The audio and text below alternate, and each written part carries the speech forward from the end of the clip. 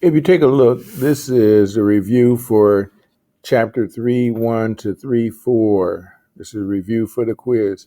If you take a look at angle 5 and angle 7, you'll see that they look like they're in corresponding angles. So you have to try to figure out which lines are the parallel lines that you would choose. And if you take a look, here's my two parallel lines cut by my transversal, which is there. So C and D are my parallel lines, and my transversal then is going to be A. And the reason for 5 and 7 being at the angles that they are would be for corresponding. They look like they are corresponding angles if those other two lines are parallel. The next problem, they say that you're going to have corresponding angles, and you know that you have angle 3. So angle 3, and I have corresponding angles, and one of my parallel lines is B. So if this is a parallel line, then this would be the other parallel line, which is A. Is going to be my other parallel line, and if I have corresponding angles, then that means this is angle 3 and angle 11. And the transversal, then parallel lines cut by transversal, so my transversal is going to be D. All right, next problem, same side interior, so they're going to be on the inside. I know one of my angles is angle 9.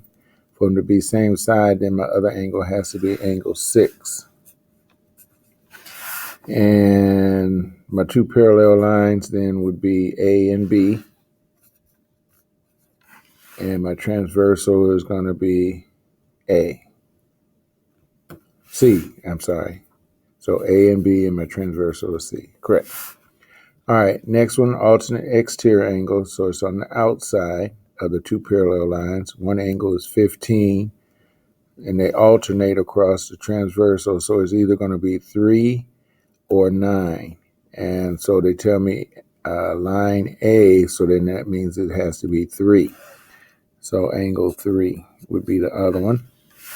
And my two parallel lines then would be A and B. And my transversal is going to be D. All right, last one of these. 6 and 10. 6 and 10 look like they would be alternate interior angles. Alternate interior. And my two parallel lines then would be A and B again.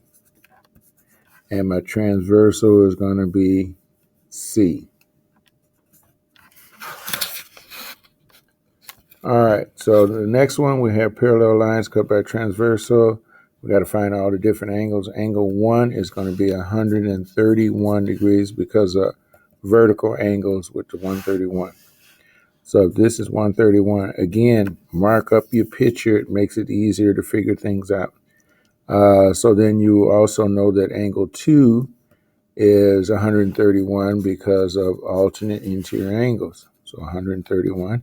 And you also know angle 5 is 131 because of vertical angles. And so then these two form a straight line, 131 and angle 3. So you're going to take 180, you're going to subtract 131 from that and get 49. And if angle 3 is 49, then angle 7 is 49 because of vertical angles.